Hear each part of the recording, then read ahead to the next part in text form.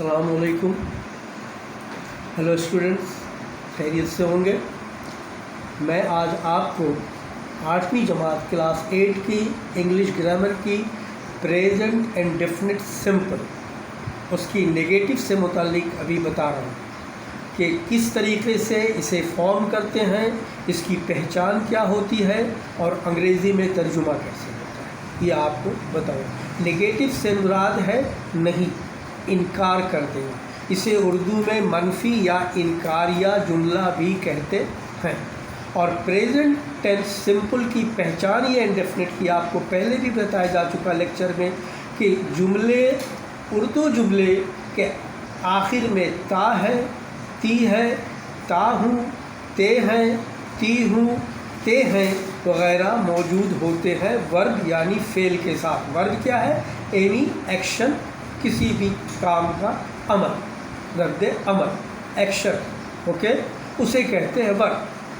अब अगर सबसे पहले समझ लें सब्जेक्ट, कि subject first person singular number में आई वी, सेकंड पर्सन में यू, थर्ड पर्सन में दे और प्लूरल नाउन। इसी तरीके से आपको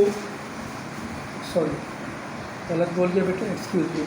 first person I we, second person you और थर्ड पर्सन में प्लूरल में दे। जब हम सिंगुलर में आएंगे तो singular third person he, she, it, ये सब्जेक्ट है। और तरीक़ाकार ये कहता है कि जब किसी भी जुमले को निगेटिव में ट्रांसफॉर्म करेंगे तो सबसे पहले अगर सब्जेक्ट आपकी आई है तो आई के बाद, ये मैं नहीं कहता हूँ, अंग्रेज़ी ग्रामर कहती है कि आई के बाद डू नॉट इस्तेमाल करें। डू नॉट इस्तेमाल करने के बाद जो वर्ब है उसकी पहली फॉर्म इस्तेमाल करें। और आप पिछले क्लासों में पढ़ के आए होंगे, एक्चुअली वर्ब की 3 फॉर्म होती है, लेकिन आजकल एक और फॉर्म बढ़ा दी गई है जिसे आईएनजी फॉर्म कहते हैं। एक्चुअली वो फॉर्म में शामिल नहीं है। वर्ब की फॉर्म 3 ही है। First form present, second form past, third form past participle.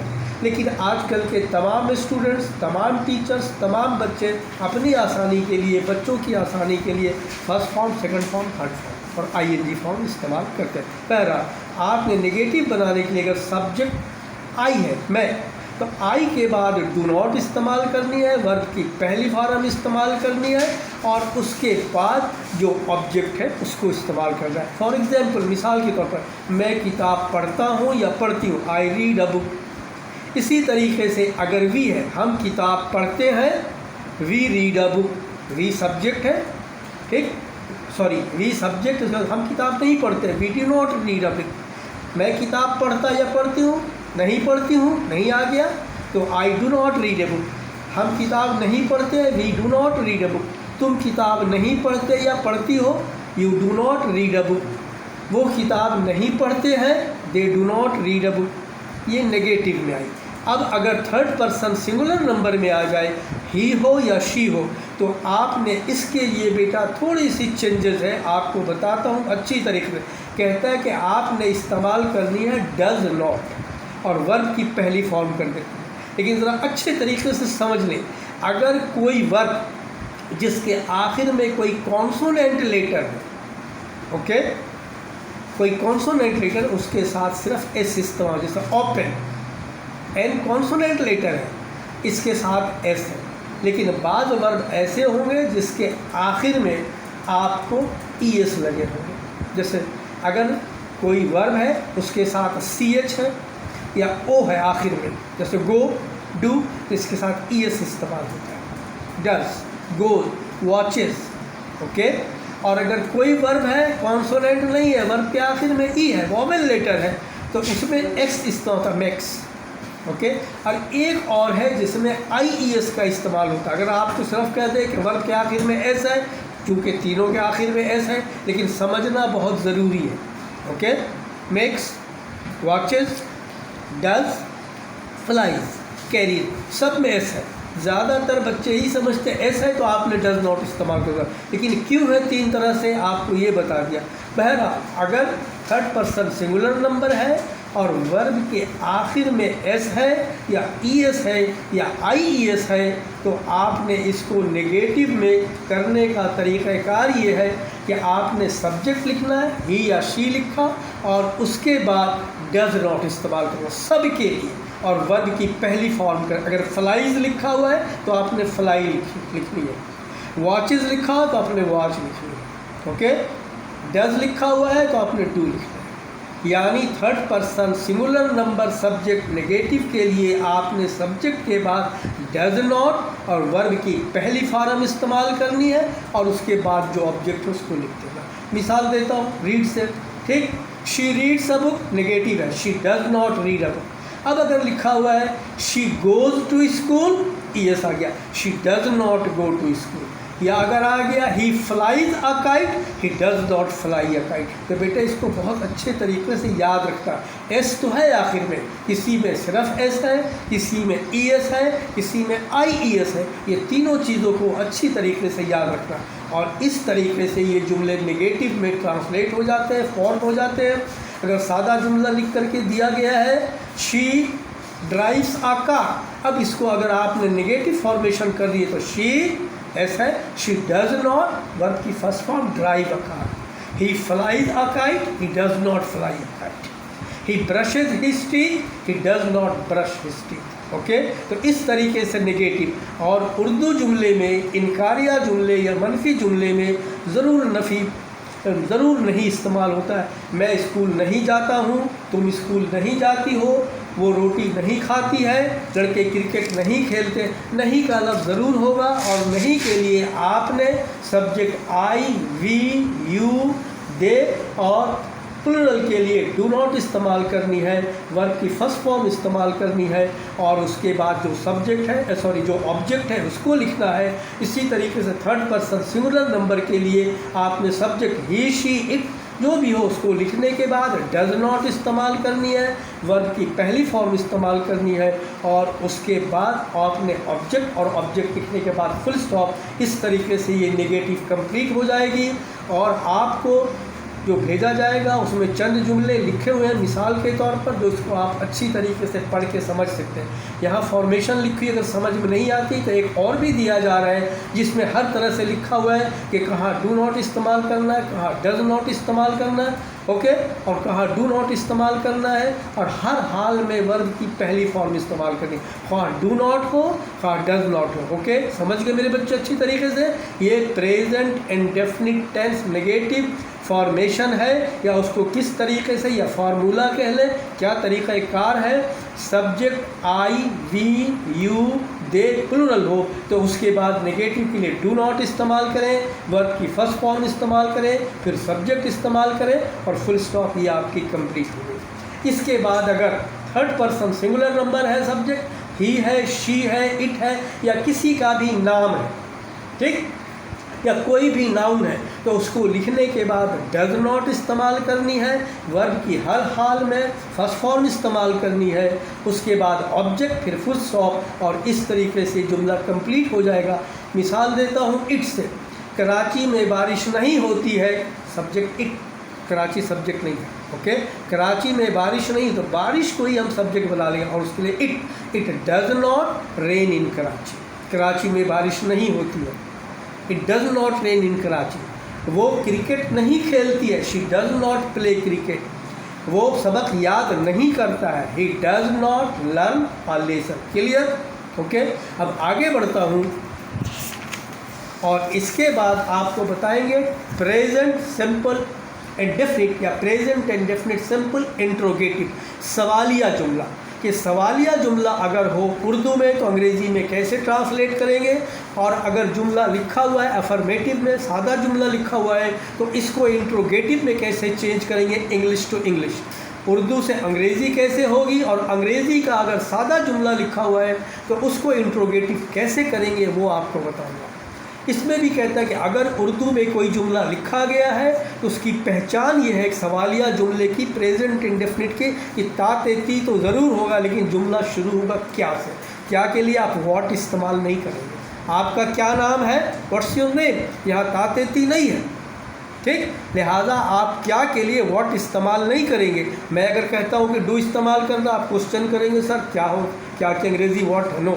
ये आपको ग्रामर पढ़ाई जा रही है और ये ट्रांसलेशन है, टेंस है। तो प्रेजेंट इंडेफिनिट सिंपल इंट्रोगेटिव के उर्दू जुमले में आखिर में क्वेश्चन मार्क होगा, ये सवालिया है, और शुरू होगा क्या से, और वर्ब में ता ते ती मौजूद होगा। मिसाल के तौर पर, क्या लड़का स्कूल जाता है, question does boy go to school.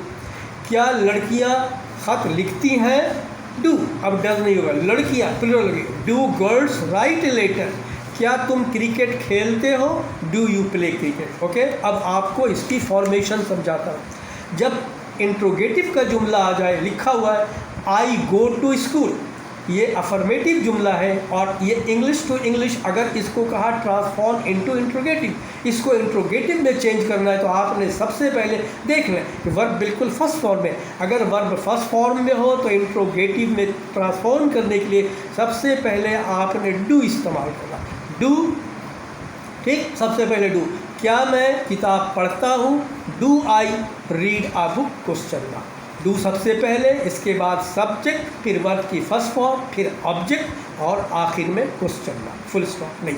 Okay, तो डू के साथ किस किस का इस्तेमाल है, I, we, you, they, any plural noun. अब प्लूरल नाउन से मुराद है बॉयज, गर्ल्स, स्टार्स, मून और सन प्लूरल नहीं है, अकेला अकेला। आप कहेंगे ये भी हो सकता, नहीं हो सकता। ओके, तो प्लूरल के साथ प्लूरल नाउन, ठीक, जमा, इस्म, नाउन, जमा, तो उसके साथ आपने इस्तेमाल करना सबसे पहले सब्जेक्ट से पहले डू, और डू के बाद सब्जेक्ट जो भी, अगर मैं है तो आई, हम है तो वी, तुम है तो यू, लड़कियां हैं तो गर्ल्स, सितारे हैं तो स्टार्स।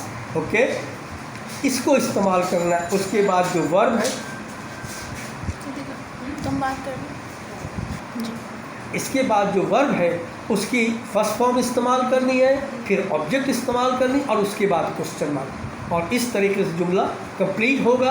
अब आते हैं थर्ड पर्सन सिंगुलर नंबर की तरफ। Third person singular number subject क्या है, ही, शी, इट, या किसी का नाम या सिंगुलर नाम। ओके, ही है, शी है, इट है, किसी का नाम है, या कोई सिंगुलर नाउन है, जैसे काऊ है, स्टार है, सन है, मून है। और इसके साथ भी जुमला अगर क्या से शुरू हो और आखिर में ताते ती हो। क्या सूरज मगरिब में गुरूब होता है, तो ये प्रेजेंट इंडेफिनिट इंट्रोगेटिव है।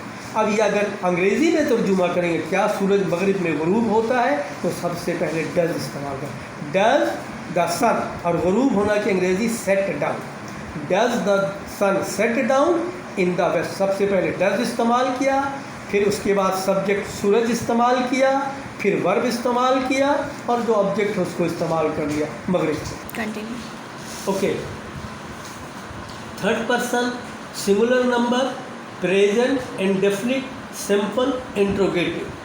सब्जेक्ट अगर ही है, शी है, इट है, और सिंगुलर नाउन है या किसी का नाम है, तो सबसे पहले आपने डज इस्तेमाल करनी है, फिर सब्जेक्ट इस्तेमाल करनी है, उसके बाद वर्ब की फर्स्ट फॉर्म इस्तेमाल करनी है, फिर ऑब्जेक्ट, और आखिर में क्वेश्चन मार्क। ये उर्दू से अंग्रेज़ी में हो जाएगा, और इंग्लिश टू इंग्लिश अगर सादा जुमला लिखा हुआ है, सूरज मगरिब में गुरूब होता है और कहता है ट्रांसफॉर्म इनटू इंट्रोगेटिव, तो सबसे पहले आपने क्या लिखना है, does, does the sun set down in the waste.